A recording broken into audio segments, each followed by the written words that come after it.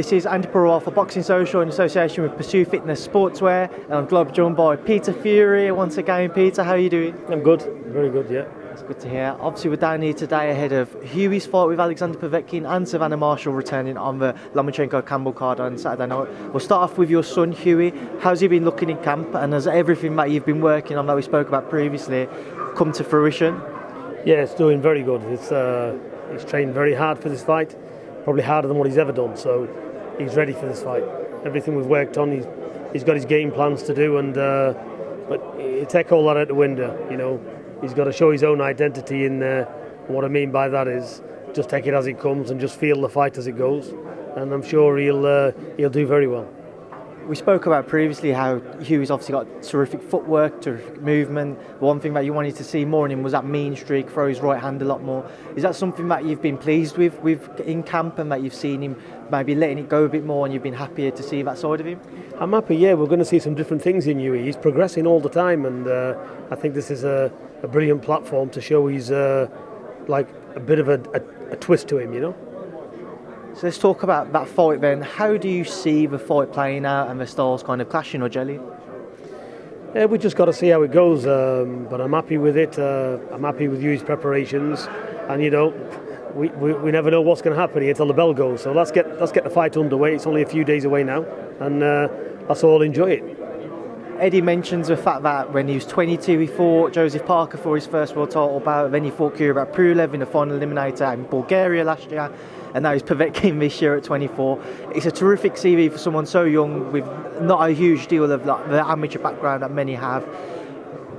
When you look at it from his father's point of view, I know you're going to say, you know, he's a fighter, it's what he's got to do, it's his job, but when you look at it from that side and that perspective, does it ever maybe take you aback by the fact that how quickly he has gone on to fight those names?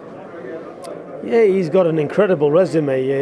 He's fought the best, and I've no doubt that this kid is going to climb to great things in the sport.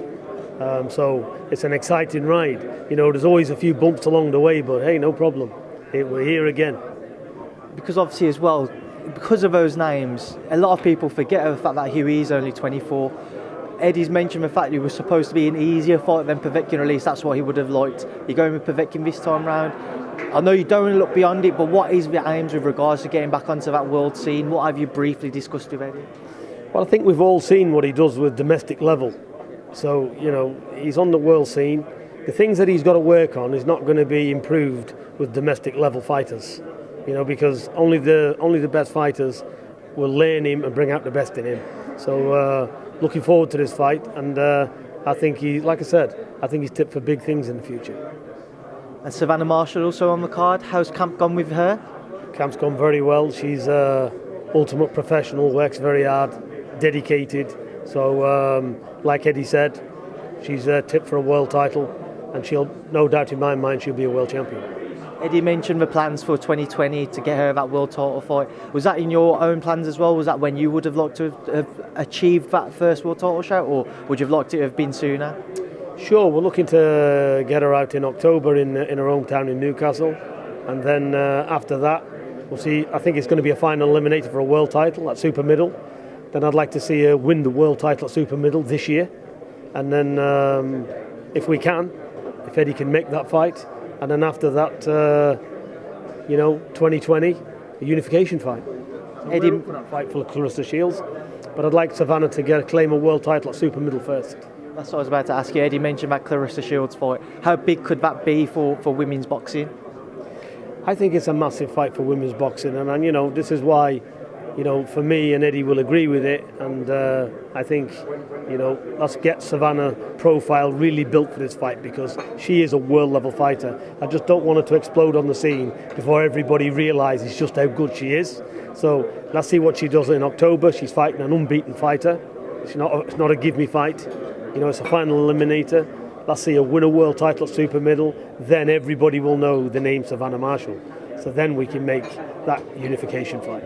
Now I have to ask you as well about the headline event for Saturday night, Vasyl Lomachenko versus Loma-Campbell. What are your thoughts on that fight? I like these type of fights. You know, I like the way that Campbell's taking this fight and his team.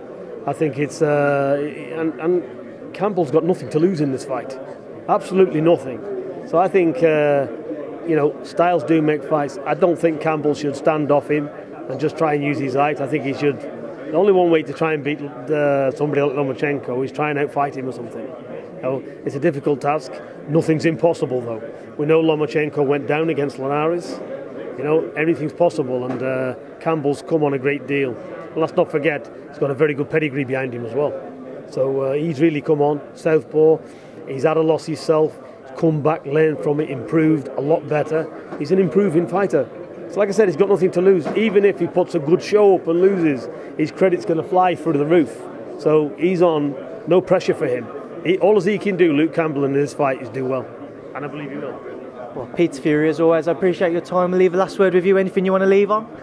Just enjoy the boxing and, as they say, let's get it on. Thanks for speaking to myself and Boxing Social, Peter. Thank you.